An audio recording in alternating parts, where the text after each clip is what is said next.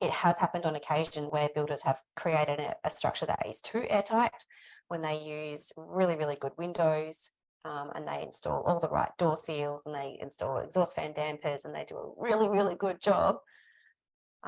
That's fantastic, except if it's done by accident and there's no blower door test done and there's no awareness of the occupant or the builder as to how tight that structure actually is, it can cause issues with indoor air quality if it's not ventilated properly. So the saying in our industry is build tight, ventilate right. So basically, you build your structure to a certain level of air tightness and then you ventilate it accordingly.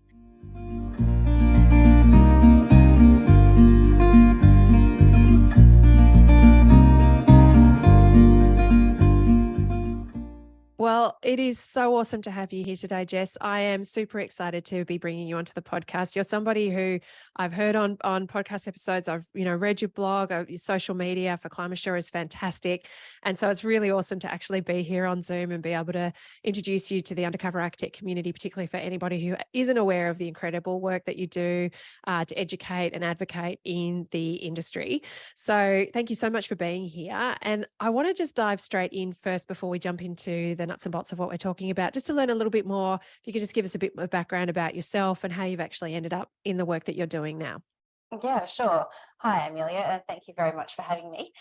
I started out doing building design, and very quickly they incorporate sustainability subjects into that course, and very quickly that became the thing that I wanted to learn about. Yeah, I mean, I've had engineering and construction in my family since I was little, but I did come into this later in life.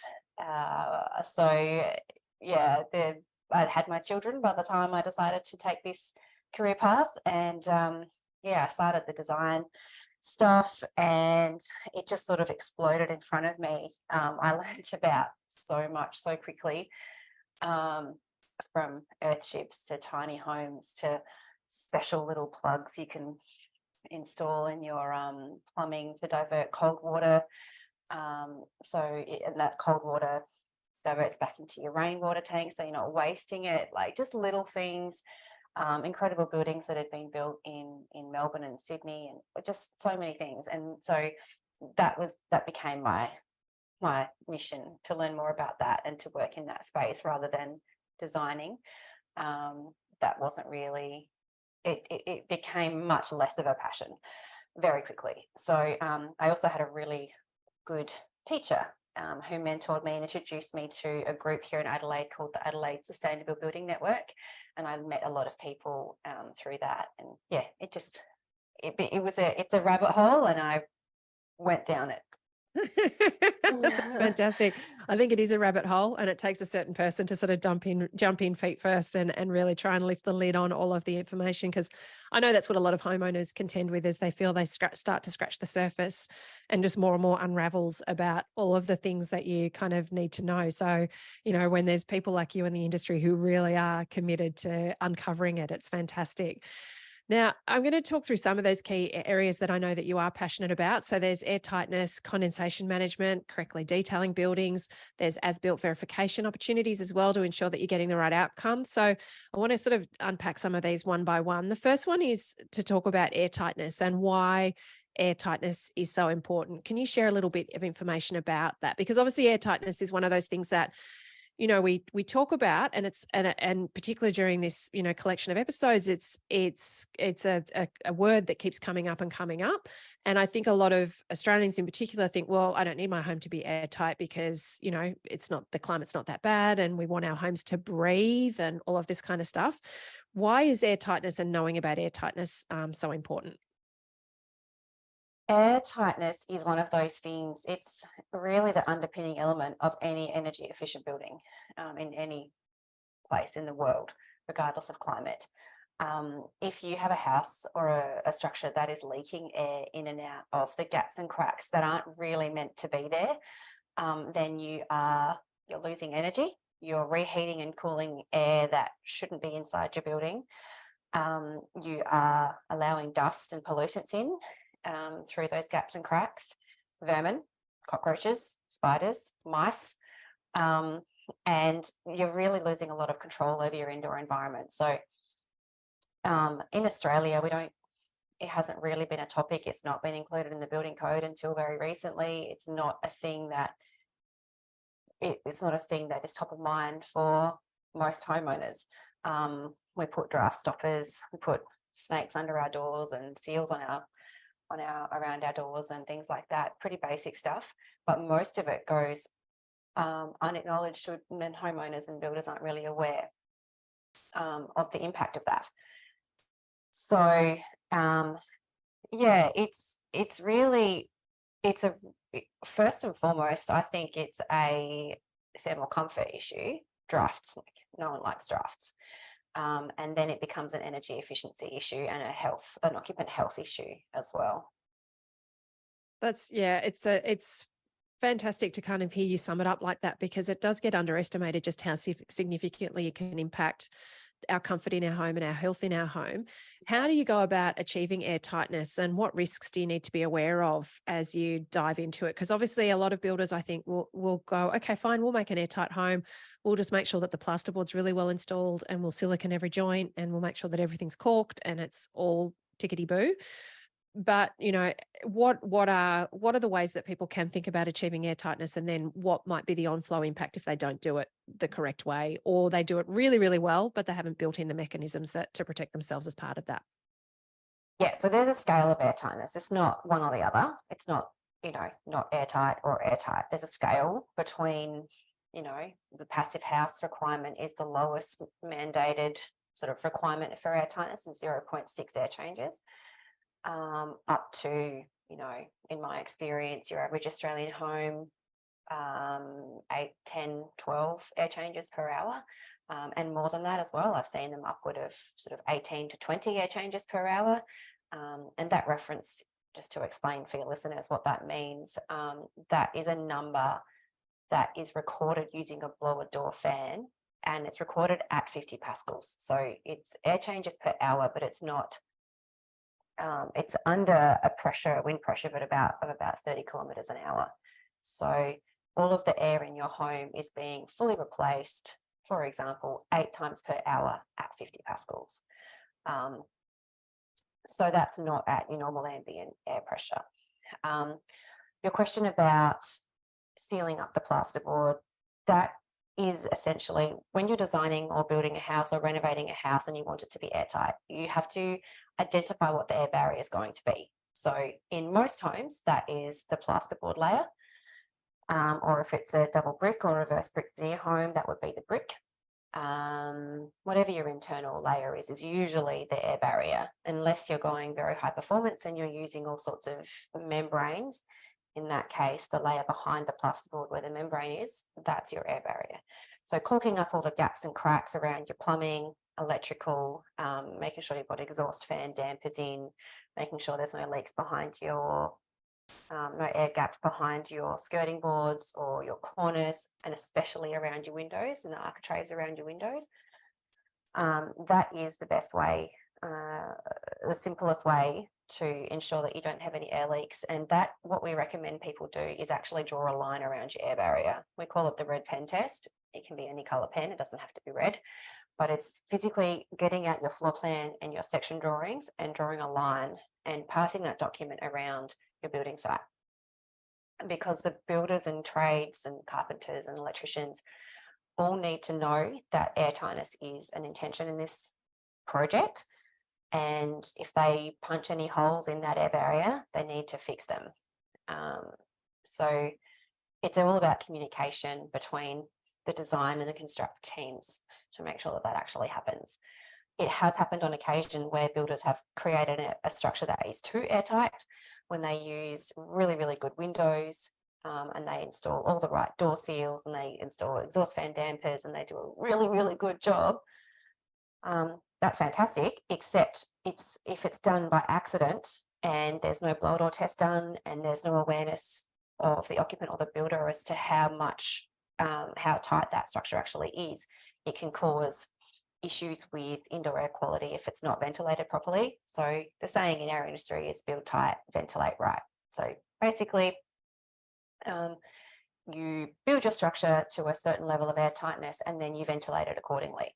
So the commonly accepted level where you need to introduce mechanical ventilation in the form of a heat recovery system is 3 air changes per hour. So you can go anywhere down to that level and just use your windows and your doors to ventilate. When we speak about airtightness as well, it is really important to understand that airtight doesn't mean that the occupants are going to suffocate or have any adverse health outcomes because you're building airtight, providing you get a blower door test, understand where your airtightness level is sitting and ventilate appropriately. So if you get 3 air changes or above,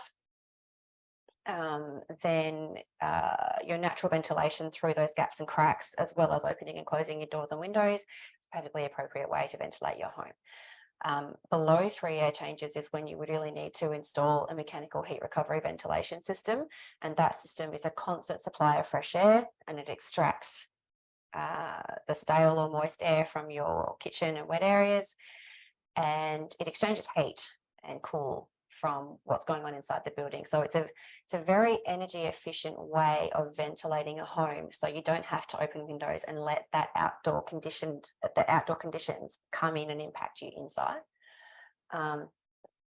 So opening windows is, we all like the outdoors, we all like fresh air, but it does mean that your conditioned air is escaping straight outside. And if it's a really cold day or a really hot day, that might not be ideal. So these are the sorts of conditions that, the sorts of things that sort of like the line in the sand that we draw. But a blower door test is really important to get done so that it just puts a number on something that's invisible, and it really arms you with the right information to mitigate your risks. Fantastic. We're going to talk a bit more about blower door tests in a minute, because I know that this is something that you do at Climasure, and it's a really great way to get some of that as-built verification process sort of happening during construction. Just in regards to that, the NCC 2022, does it have that 5 air changes per hour? I recall seeing that at 5 air changes per hour, that's the point at which now they're kicking in the requirement to have mechanical recovery ventilation. I know that in the past there's been kind of differences of opinions in the industry, and that 3 air changes has been kind of the thing. But do you know, I know that it's being adopted at different rates around the country, but from memory, the National Construction Code 2022 was bringing in that 5 air changes per hour as the benchmark of where mechanical recovery ventilation needs to be installed. Am I correct? Am I remembering that correctly? Yeah, I believe so. There has been some ongoing discussion. I haven't heard anything other than 3 for quite some time. 5, when I first started doing this stuff, I think that was talked about. But the more leaky the envelope is, the less efficient your HRV system is. So it's also about the efficiency of the system you're installing, and they're not cheap. So if you are going to install one, you want to make sure that it's going to be effective. That's great. That's actually a really great tip to sort of think about that hand in hand, that you're not just aiming for kind of the benchmark of when it kicks in, but actually the more airtight you can get it, the more efficient that unit's going to be able to operate. Yeah, because if you've got a leaky envelope, then your internal conditions are not stable enough to really be controlled efficiently by that system. So you're getting too much influence from outside. Fantastic. And then can you talk about, obviously, what happens? There's the issue, of course, with airtightness and us making really very airtight homes. That has been the problem in New Zealand and Canada in terms of leaky building syndrome and that type of thing. Just what people can set up for themselves if they obviously aren't using. Well, I've had people just go where, I'm just instructing my builder to make things as airtight as possible. They're doing X, Y, and Z in order to achieve that, but then they're not understanding what the negative consequences of that might be. And also, as you say, like not knowing the data of how airtight it's become, and then installing the mechanical recovery ventilation or the heat recovery ventilation. What can be those actually damaging kind of consequences that people might be signing themselves up for if they don't sort of set up these processes properly and the detailing properly? Increased CO2 levels is obviously one. If you go to sleep in your bedroom and you shut the door and your window's shut and you're breathing all night and your partner's breathing all night or whatever, and you wake up in the morning, if you've got a CO2 monitor in that bedroom, you'll find that the CO2 levels spike. So you would likely find that in the whole of your house if it was a very airtight house and it wasn't properly ventilated. So then you'd have to get up first thing in the morning and open all the windows. It could be 6 degrees outside, or less, depending on where you are. So one of those things would be increased CO2. Another thing that can happen with increased building code requirements for energy efficiency, increased window performance, increased insulation performance, is the relative humidity inside can increase. And if you have any cold spots in your home, whether that's unthermally broken aluminium window frames, any steel framing members in your, like any steel beams, if you've got a steel framed home that are highly thermally conductive and they haven't got any thermal breaks installed. If you've got thermal bridges in your house and you've got a high warm and high humid conditions inside, then you can the surface of your plasterboard can reach the dew point, so it can cool to a point where the humidity in the air condensates and creates a mold risk over time if that wall system can't dry out. So, or you get rain, dripping down the inside of your window frames. So that's not ideal, and it means that you can just dry them with a cloth, but that's a real pain to do that every single winter morning. The CO2 isn't ideal for health and concentration, and the condensation and mold risk is not good either. Yeah. And that's when you start to need to introduce, obviously, condensation management devices in the way that you put your wall construction together, so that you're creating that vapor permeability, so then it can go into the ventilated cavity and dry it. You're not just letting all that moisture just sit on your plasterboard and, as you say, cause that mold over time. Yeah, you got to eliminate or reduce your thermal bridging as much as you can and allow the vapor to, because vapor will go through plasterboard and insulation, but it will stop if it gets to an impermeable surface, and then it will condensate inside your wall instead, which is even worse. So, yeah. Yeah. Can we dive into blower door tests? Because I know I've never spoken about these in detail on the podcast. And I know that this is something that you actually do for builders that you work with in terms of going on site and running blower door tests. How can you actually talk through what it involves and what the process is and when it's best to occur in a project in terms of people planning this into their construction process? Absolutely. So the best time to plan a blower door test is right at the start, before you've put pen to paper for your design. If you're planning an airtight structure, that really needs to be a part of your design brief. It can be sort of tacked on later, but it can be harder with detailing and things like that, depending, of course, on the level that you're going to. So airtightness gets put into the design, and then when a lot of homeowners or builders will come to me when they're about to start building, and they'll say, we want to get a blower door test done. Can I get a quote?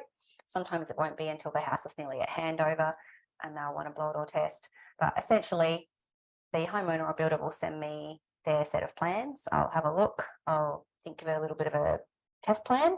I'll measure up the building for the volume and the surface area to sort of size up the house, because that information is important for the final result. So we take a big fan to the house, and it gets installed in an external doorway, usually the front door or sometimes the garage door, and we depressurize the house to that 50 Pascal level I mentioned before, and the fan will suck air out of the house and it will depressurize to 50 Pascals. And what that does is, because it's a negative pressure inside the home, it will draw air in through all the gaps and cracks in the house, and we can actually go around and feel them. We can use a smoke machine or a smoke pen to visually identify those leaks.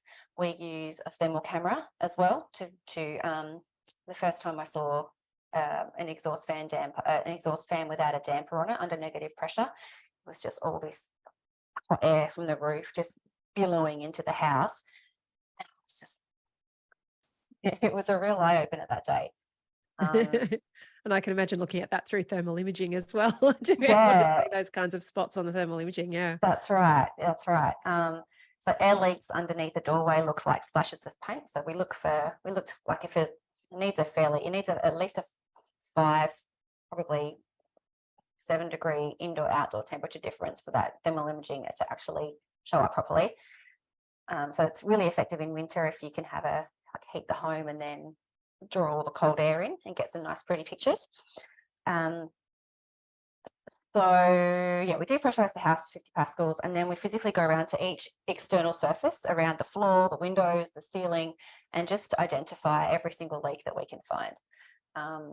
So they're usually plumbing penetrations, electrical penetrations, windows, doors, like I said earlier, skirting boards, architraves, cornice, those sorts of things. There's some fairly sort of common culprits that we look for, and other times we'll find really bizarre stuff as well. So yeah, it can be a fun little detective game to go around and find all the leaks, and yeah, the homeowners usually really enjoy the process too. And so can you do this? Say you're renovating and you want to understand how airtight your existing home is before you embark on kind of rectification and remediation methods to improve the thermal performance of your home. Can you do this in a fully furnished house with all of your objects and all of those kinds of things in the house? Yep. 50 pascals is not of any danger to anyone. It won't disrupt any pictures on the wall or anything like that.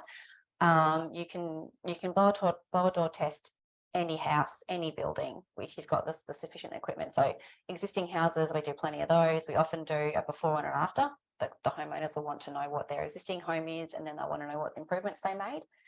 Or we can just test the extension if there's like a separation between the two. So yeah, it's a really effective and easy to use tool, and it's very repeatable. And when a house is under construction, because I know obviously with Passive House, they get it done before they get it with the membrane. And so they don't wait for the plasterboard to go on. They want to make sure that the membrane is the air barrier, and then the plasterboard then can go in and that not be relied on.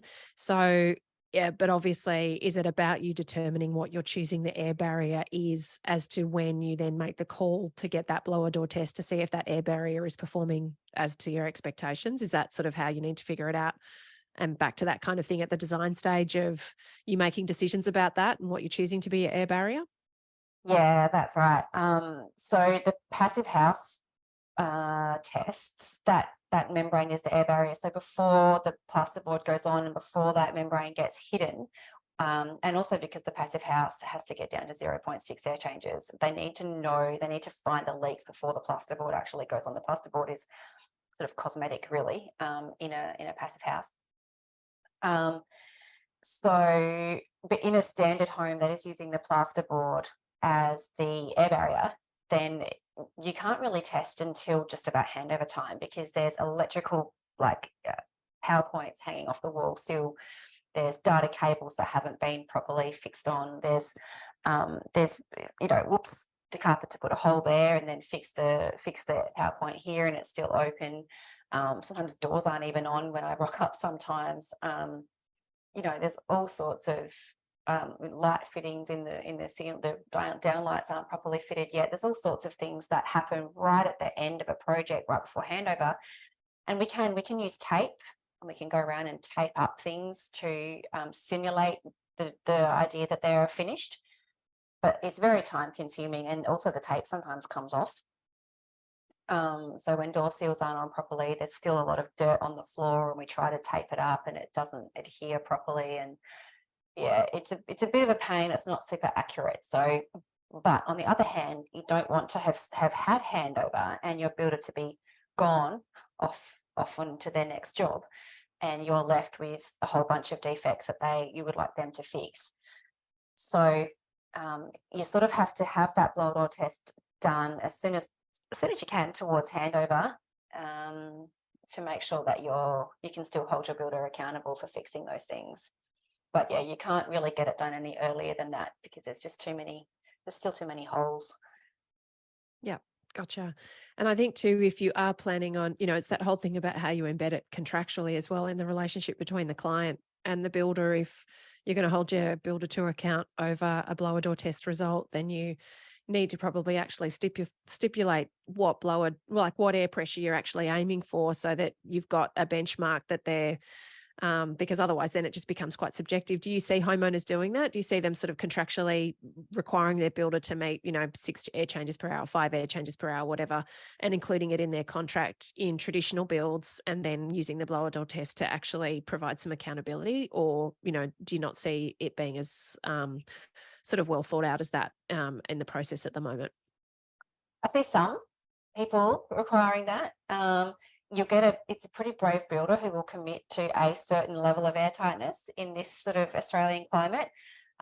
Jackson Digney, who owns Enduro Builders, who also owns Climasure, has a set of, he's got like a bronze, a silver, gold and a passive house sort of standard that he builds to, and he will guarantee a certain level of airtightness for all of those levels, all of those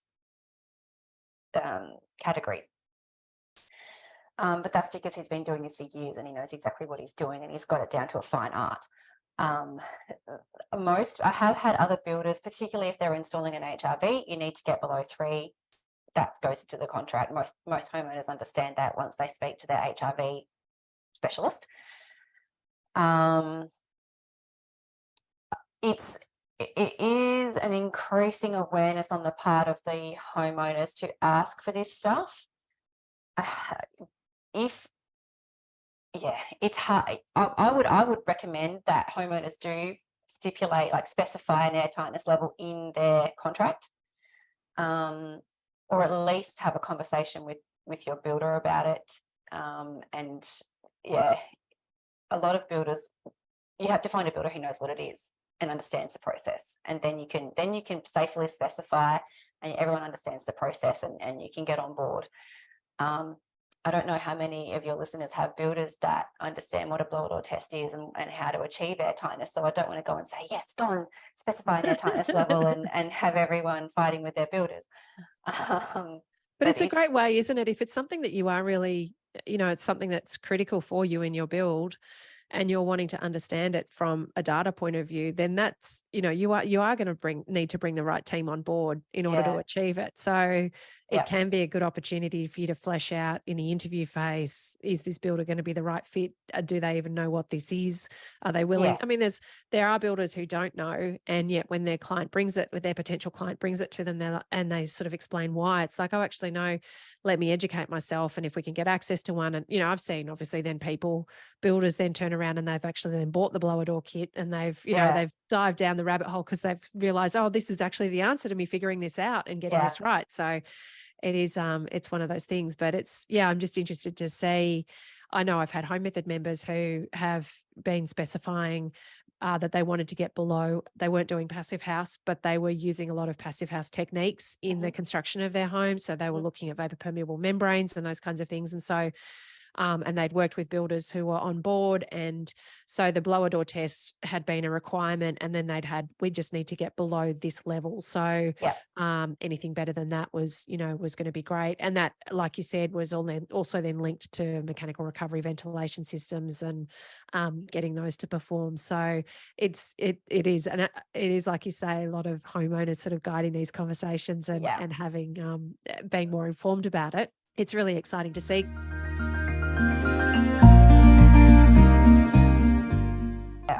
I have been very busy with Woofy at the moment. I'm getting a lot of requests for these sorts of assessments, so it's definitely picking up in awareness in the industry and popularity.